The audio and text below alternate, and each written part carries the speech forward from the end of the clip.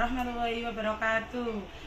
Kepada yang terhormat dosen penguji PPG dalam jabatan tahun 2025 Bab 1 Kementerian Agama, perkenalkan, nama saya Adirika Nur Aziza, mahasiswa PPG Sejarah Kebudayaan Islam IAIN Ambon dengan nomor pendaftaran 2025213121 dengan NIM 250310918. Pada hari ini saya akan melakukan praktek pembelajaran dengan tema Tokoh Islam Pasca Kemerdekaan.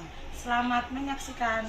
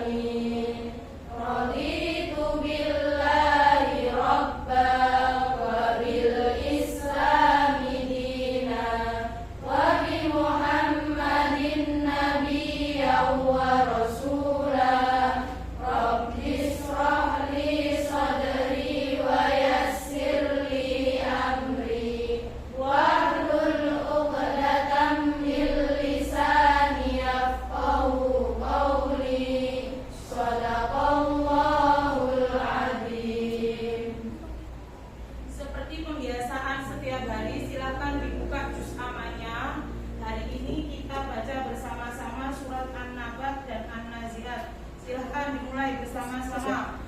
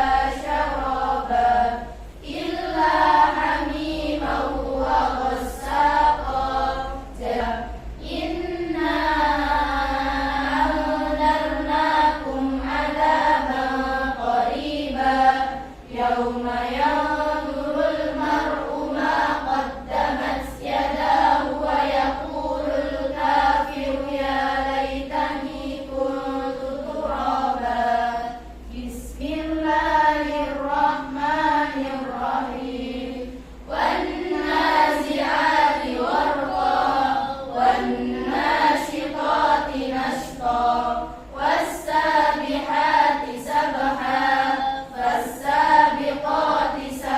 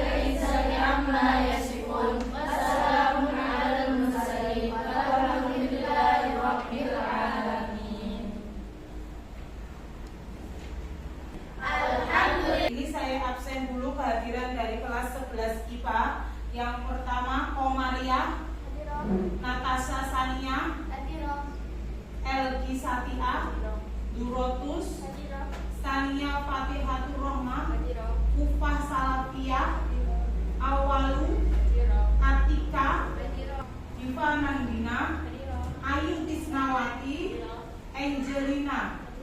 Alhamdulillah pada pagi ini kita semuanya sehat walafiat.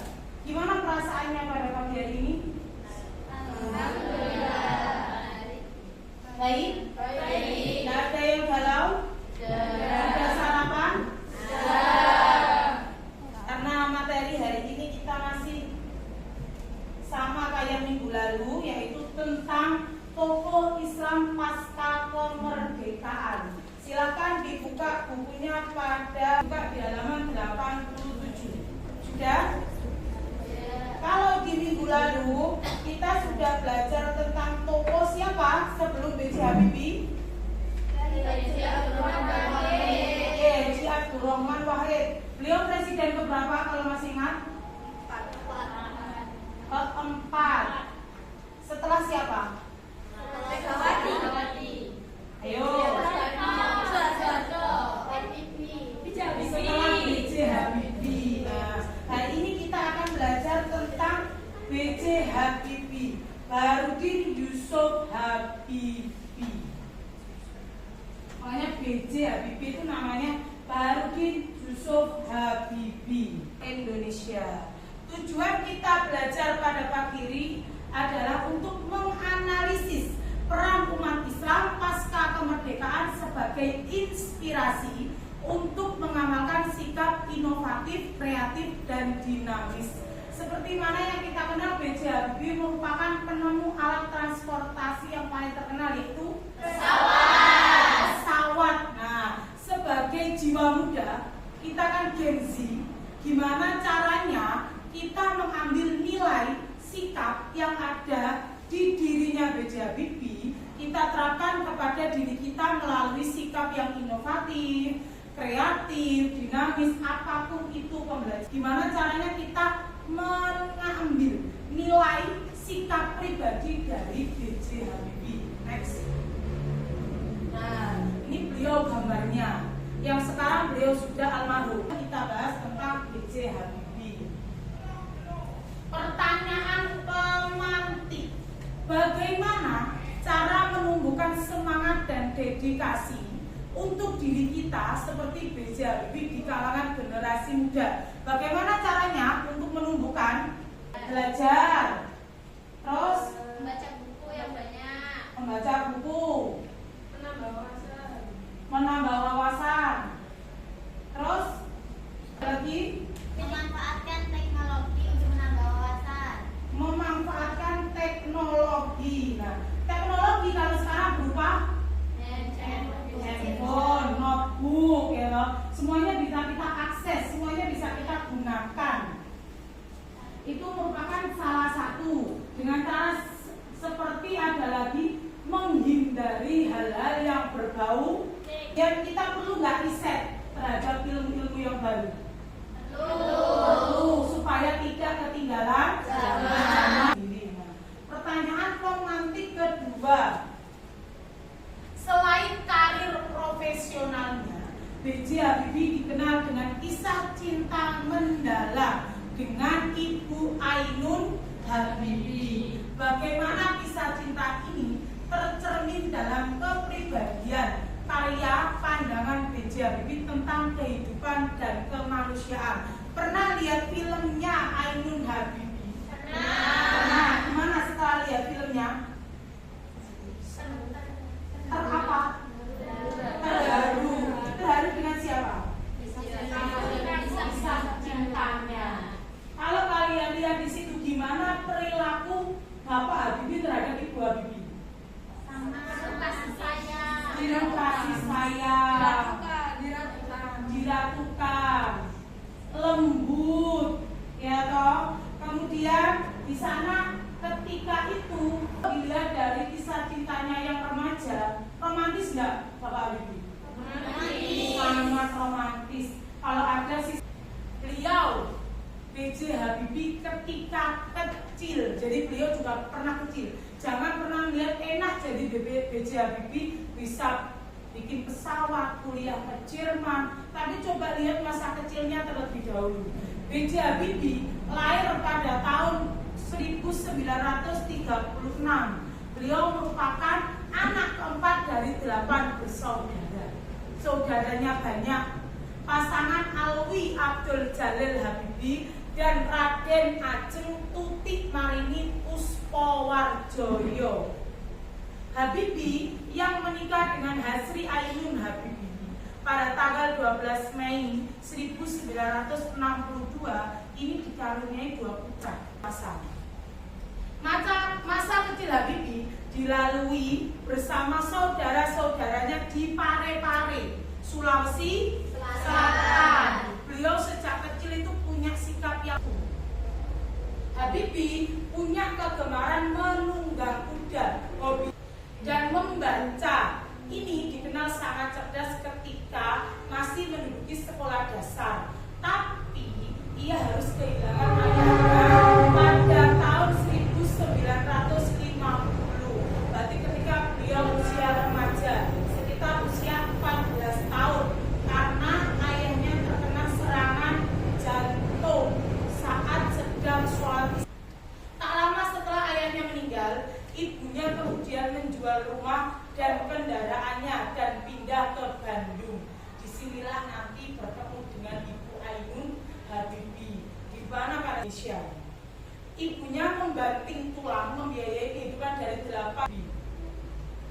Riwayat pendidikan B.J. Habibie. Di sini karena kemajuan untuk belajar, Habibie kemudian menuntut ilmu di SMA Milford. Beliau selalu nampak prestasinya, terutama pelajaran-pelajaran eksak yang merupakan salah satu keistimewaan B.J. Habibie. Ahli beliau. Ia menjadi sosok favorit di sekolahnya karena apa? Kecerdasannya. Beliau tamat SMA di Bandung tahun 1954. Beliau masuk di ITB, salah satu kampus favorit yang ada di Indonesia. Siapa yang tidak pengen kuliah di Institut Teknologi Bandung? Ia tidak sampai selesai karena beliau mendapatkan beasiswa. Belum selesai di Bandung, di ITB ini masih proses, tapi sudah mendapatkan beasiswa dari Menteri Pendidikan dan Kebudayaan untuk berangkat ke Jerman.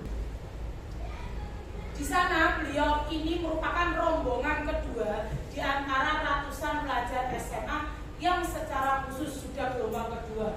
Jadi ketika di Jerman, B.J. Habibie sudah bertekad sungguh-sungguh karena dengan mengingat jerih payah ibunya yang membiayai kuliah dan kehidupan sehari-hari. Beberapa tahun kemudian, pada tahun 1955 di Aachen, Jerman, 99% mahasiswa Indonesia yang belajar di sana diberikan beasiswa penuh. Hanya beliaulah yang memiliki paspor hijau atau swasta dan pada teman-temannya yang lain.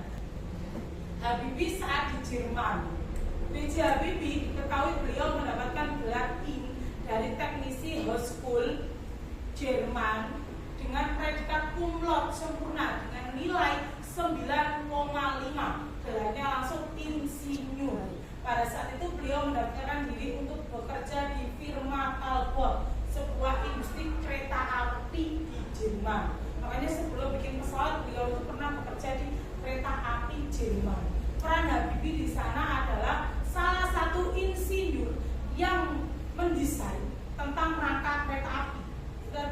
Kalau itu beliau tidak puas, sudah insinyur masih pengen menambah gelar lagi yaitu dengan doktor. Nah, doktornya di Aachen. Nah, setelah itu beliau pulang ketemu dengan salah satu teman masa kecilnya yaitu Hasri Ainun Habibie. Beliau menikah di tahun 1962 dan kemudian diboyong ke Jerman. Habibie menjadi presiden Indonesia setelah siapa? Bapak Soeharto. Jadi Presiden Habibie itu awalnya hanya presiden. Setelah itu ketika di tahun 1997 terjadi yang namanya krisis moneter, krismon bahasanya. Semua mahasiswa itu berdemo pengen apa? Pengen Bapak Soeharto turun. Akhirnya pada saat itu Bapak Soeharto itu turun. Wakilnya siapa? Pak Habibie. Mau tidak mau beliau maju menjadi presiden, tapi hanya 1 tahun. Karena setelah selesai masanya di tahun 1999, beliau salah satunya karena terjadi huru hara di mana Timur itu memilih merdeka dan menjadi negara baru. B.J. Habibie wafat. Wafatnya baru tahun 2019. Karya Habibie. Nah, di situ ada karyanya kayak helikopter, kemudian ada multirol, kemudian ada beberapa pesawat Airbus dengan 300 penumpang, pesawat eksekutif. Jadi bukan hanya membuat N250, tapi berpartisipasi dalam membuat beberapa pesawat atau transportasi. Riwayat pekerjaannya, beliau tidak hanya bekerja di Jerman, beliau juga pernah bekerja di Indonesia seperti menjadi Menteri Negara, menjadi Direktur Utama PT Industri Pesawat Terbang Nusantara. Ada sebuah SBY, cluenya tambah-tambahan. Kalau kerbau itu 4, burung itu 5, sapi berapa? Kerbau 4, burung 5, sapi berapa? Sapi? Coba dilihat garing. Kata-kata kerbau itu kok bisa 4. Nah, burung bisa 5, sapi 3. Kenapa bisa 3? Ayo. Huruf S dan P berapa jumlahnya? 2 ditambah 1. Ya seperti ini. KRB ditambah 1 4. BRG. Terus kemudian ada N 4 tambah 1 5. Ada lagi. Perhatikan huruf depannya. Ayam hidup, ular hidup, gajah mati, harimau mati.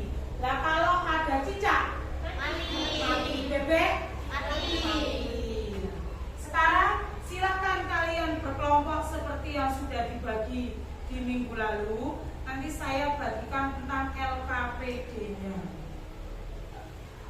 Tapi sebelum kalian berkelompok, bisa dilihat terlebih dahulu mulai 1936 ayahnya Pak Ahli Pertanian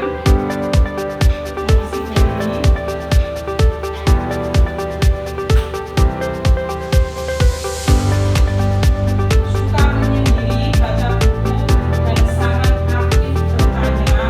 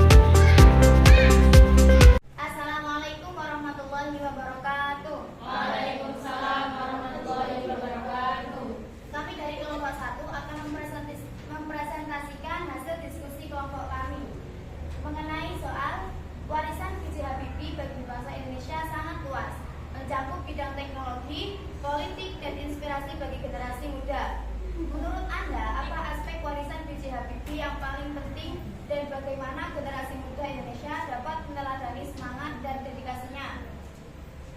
Dan hasil diskusi kami, yakni sebagai seorang pengagum B.J. Habibie, menurut saya aspek warisan beliau yang paling penting adalah semangat inovasi dan keyakinannya yang tak tergoyahkan pada potensi bangsa Indonesia untuk menguasai ilmu pengetahuan dan teknologi.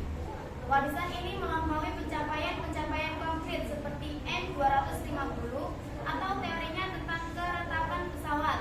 Inti dari warisannya adalah sebuah mindset atau pola pikir bahwa Indonesia mampu menjadi pemain utama dalam teknologi global jika memiliki visi yang jelas, kerja keras, dan dedikasi yang tinggi.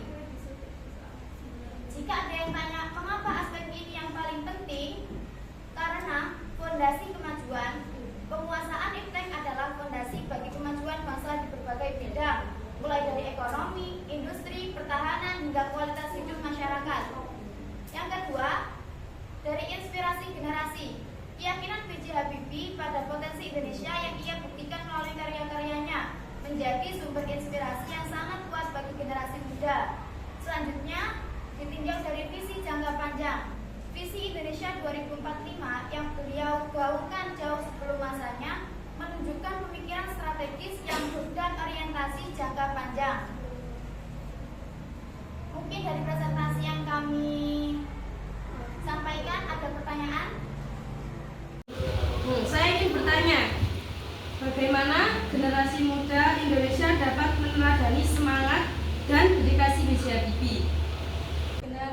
Generasi muda Indonesia dapat meneladani semangat dan dedikasi B.J. Habibie melalui beberapa langkah konkret, diantaranya 1. Meningkatkan kualitas pendidikan.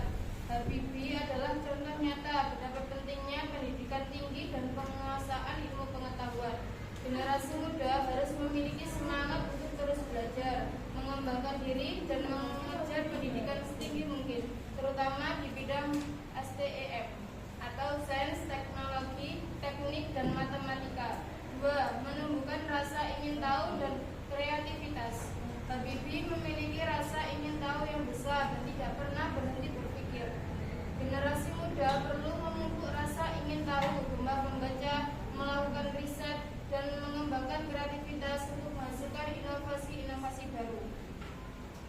3. Memiliki visi dan cita-cita yang tinggi. Habibie memiliki visi yang jelas untuk industri penerbangan Indonesia dan kemajuan bangsa. Generasi muda harus berani bermimpi besar, menetapkan tujuan yang jelas tentang kontribusi yang ingin mereka berikan kepada bangsa dan negara. 4. Kerja keras dan pantang menyerah. Perjalanan karir Habibie tidak selalu mulus. Beliau menghadapi berbagai tantangan dan rintangan. Semangat kerja keras, ketekunan, dan sifat pantang menyerah adalah kunci keberhasilannya yang patut diteladani. 5. Nasionalisme dan cinta tanah air. Habibie memiliki kecintaan yang mendalam terhadap Indonesia. Beliau kembali ke tanah air untuk membangun bangsa meskipun memiliki karir yang cemerlang di luar negeri. Generasi muda perlu menanamkan rasa nasionalisme dan memiliki keinginan yang kuat untuk berkontribusi bagi kemajuan Indonesia. Yang keenam, kolaborasi dan sinergi. Habibie membangun IPTN dengan melibatkan banyak ahli dan bekerja sama dengan berbagai pihak. Generasi muda perlu belajar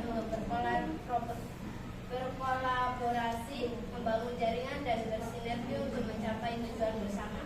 7. Menghargai waktu dan disiplin. Habibie dikenal sangat disiplin dalam mengatur waktunya. Generasi muda perlu belajar menghargai waktu, memiliki disiplin yang tinggi dalam belajar dan bekerja, serta fokus pada tujuan yang ingin dicapai. Dengan meneladani semangat inovasi, keyakinan pada potensi bangsa, kerja keras dan dedikasi B.J. Habibie, generasi muda Indonesia dapat melanjutkan warisannya dan membawa Indonesia menjadi bangsa yang maju, mandiri, dan berdaya saing di canggah global. Warisan Habibie bukan hanya tentang teknologi, tetapi juga tentang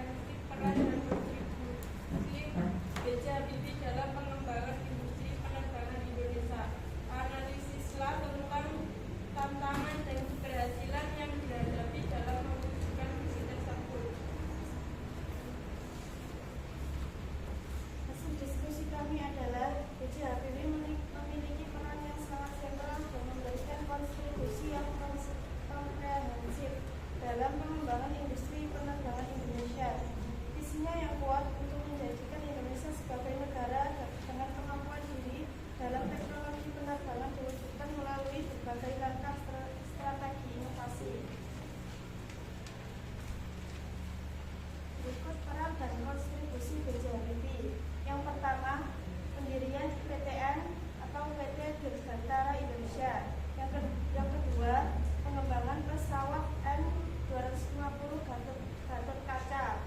Yang ketiga, pengembangan teori track progression.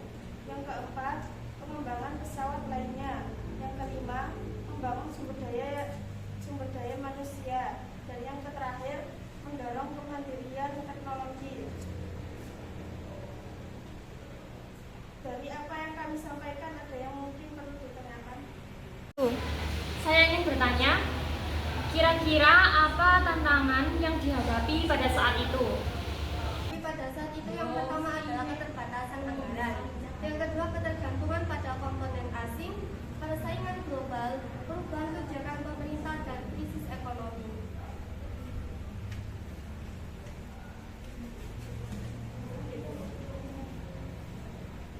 Meskipun menghadapi berbagai tantangan, B.J. Habibie berhasil menorehkan tinta emas dalam sejarah industri penerbangan Indonesia.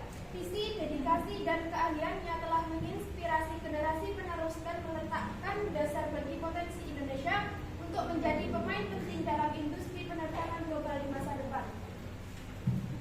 Sekian dari kelompok kami. Apabila ada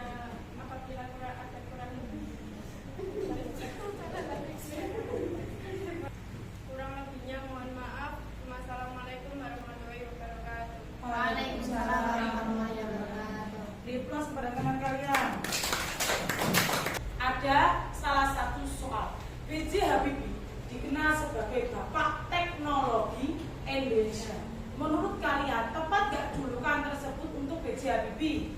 Tepat. Karena beliau ahli di bidangnya, pernah belajar tentang ilmunya, punya karyanya, makanya pas kalau dijuluki sebagai Bapak Teknologi Indonesia. Nilai-nilai apa saja dari sosok B.J. Habibie yang menurut kalian paling relevan untuk kita terapkan dalam kehidupan sehari-hari? Kerja keras, belajar rajin, tegas, jujur, sabar, tetap ada di jiwanya B.J. Habibie. Jiwanya lagi semangat untuk belajar, tidak pernah pengen selesai. Sampai belajar dengan kehidupan sehari-hari kita, belajar dengan masyarakat, belajar mengamalkan apa yang kita punya. Dari pembelajaran pada hari ini, yang dapat kita simpulkan hikmah yang bisa kita pelajari adalah meneladani kegigihan para pejuang dalam mewujudkan kemerdekaan Indonesia. Sebagai generasi penerus, kita dituntut untuk berperilaku cinta tanah air, mengajarkan kepada diri kita untuk tetap menjaga persatuan dan kesatuan demi keutuhan bangsa dan negara. Yang terakhir adalah menyadari bahwa perjalanan sejarah perlu kita jadikan sebagai pemikiran dan peneladanan, terutama dalam hal perjuangan pejuang kemerdekaan. Jadi itu yang perlu kita teladani, yang perlu kita terapkan dalam kehidupan kita. Untuk minggu depan, kalian silakan persiapkan untuk tugas pembuatan proyek makalah tentang tokoh pejuang pasca kemerdekaan, baik itu Buya Hamka, kemudian Abdurrahman Wahid, dan Baharudin Yusuf Habibie. Silakan besok, kelompoknya masih sama, cuma nanti yang dipersiapkan adalah proyeknya ya untuk minggu depan. Dan setelah itu kita akan menghadapi post test. Yang di awal kemarin kita sudah pre test, yang terakhir kita post test. Itu saja, kurang dan lebihnya mohon maaf. Assalamualaikum